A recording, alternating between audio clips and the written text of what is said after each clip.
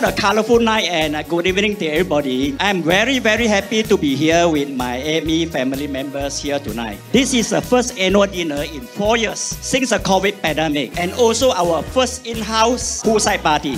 我们经过了几次风暴，没有欠过人家一块啊，没有跟人家借过一块啊，这个就是我们的责任。谢谢你们的合作，谢谢你们的努力，还有我们 AME 今天的成就。 Berat sama-sama dipikul, ringan sama-sama dijinjing. We hope all our employees can work together, be it during good time or bad time. Thank you.